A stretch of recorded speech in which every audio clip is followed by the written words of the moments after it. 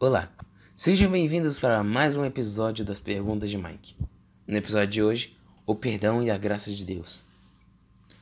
Mike queria saber mais sobre a continuação da história da igreja nos séculos anteriores, e ele foi perguntar a seu pai, que estava em home office nesse dia.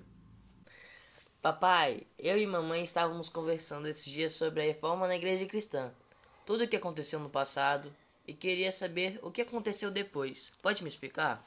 Tenho tantas perguntas. Depois de Lutero, o que aconteceu?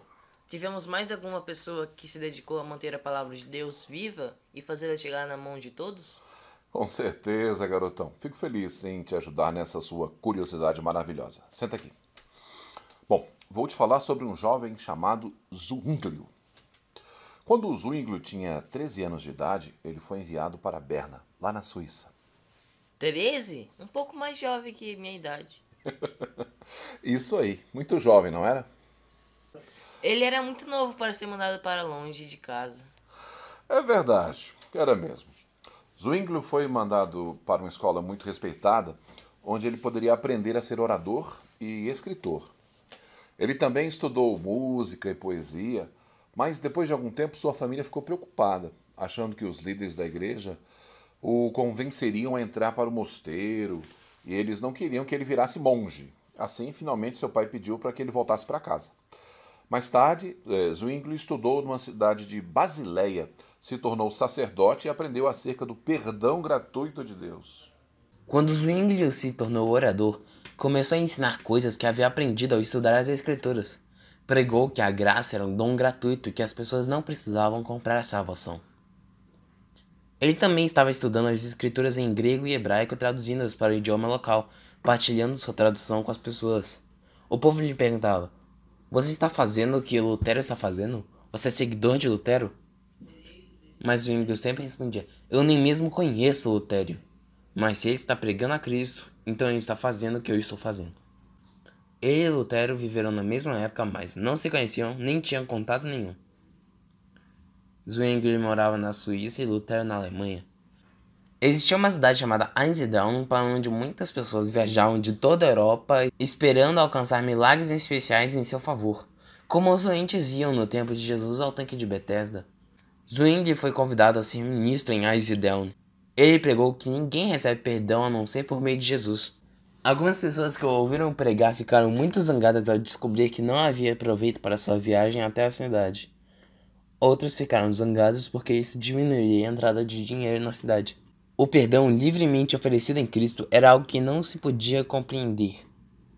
Estavam satisfeitos com o caminho que Roma lhes indicara. Era mais fácil confiar sua salvação aos sacerdotes do que procurar pureza de coração. Outra classe, entretanto, recebeu com alegria as novas da redenção por meio de Cristo. Pela fé, aceitaram o sangue do Salvador como o preço pago pela sua vida. Estes voltaram para casa a fim de revelar a outros a preciosa luz que haviam recebido. A verdade era assim levada de aldeia em aldeia, de cidade em cidade. A verdade estava ganhando o coração do povo. Zwinglio deve ter ficado satisfeito porque as pessoas estavam aprendendo a verdade da Bíblia. Tenho certeza que sim, meu filho. Depois de tudo, ele ainda se tornou pregador da Catedral de Zurique, Alemanha, né? Se não me falha a memória. Os líderes esperavam que ele ajuntasse dinheiro para a catedral, dinheiro que os doentes davam para que fossem curados, os pecadores que davam para grandes somas esperando ser perdoados, e de pessoas que queriam mostrar seu amor para com a igreja dando muito dinheiro. Zwinglio começou a notar que alguns dos líderes estavam dispostos a dar a comunhão apenas a pessoas importantes. Não deixavam que os pobres participassem da comunhão. Parecia que para muitos, juntar dinheiro e dar comunhão a pessoas importantes substituía o pregar. Como é que você acha que Zwinglio se encaixou num trabalho assim? Aposto que ele não se encaixou, pois pensava diferente e mostrou que é pregar de verdade. Você acertou, Mike. Zwinglio disse assim, abre aspas, pregarei a vida de Cristo e o evangelho de Marcos, fecha aspas. E foi o que ele fez. Deixou muitas pessoas furiosas naquela época, sabe?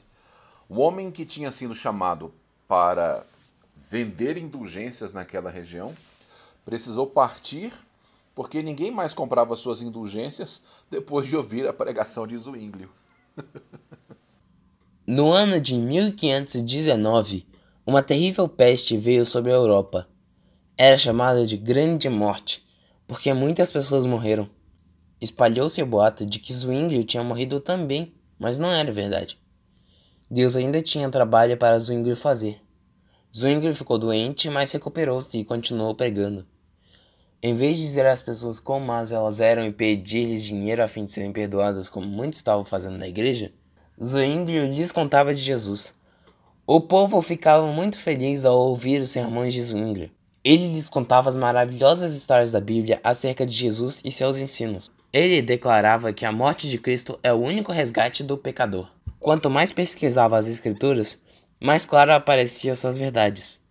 Ele se submeteu à Bíblia como a palavra de Deus, única regra suficiente e infalível. Viu que ela deveria ser seu próprio intérprete. Ele costumava dizer: a glória de Deus, ao louvor de seu único filho, a salvação real das pessoas e a sua edificação na verdadeira fé é o que eu consagrarei em meu ministério. O povo afluía em grandes números para ouvir sua pregação, e dizia: é a Cristo que deseja conduzir-vos, a Cristo, a verdadeira fonte da salvação. Estadistas, eruditos, operários e camponeses escutavam suas palavras, reprovavam os males e corrupções daqueles tempos. Muitos voltaram da catedral louvando a Deus. Onde quer que haja fé em Deus, ali se desperta um zelo que mexe com os homens e os impele a boas obras. Promoveram um julgamento na cidade de Baden, e Zwinglio foi expulso da igreja. Isso o deixou muito triste, mas ele continuou pregando, acredita? Sério? Isso acontecia muito. Ainda não acabou. Aconteceu muita mudança na Suíça. Podemos terminar essa conversa mais tarde? É sempre bom conversar com você, mas agora eu tenho mais uma reunião online dessa vez. Eu já tenho que entrar nela daqui a pouquinho. Tudo bem, Mike? Beleza, pai. Valeu mesmo. A gente conversa depois então. Dá um abraço no papai. Te amo, papai. Te amo, filho. O pai de Mike entrou na sua reunião de trabalho online e Mike voltou para suas atividades. Vem mais por aí, gente. No próximo episódio, confiança em Deus. Até lá!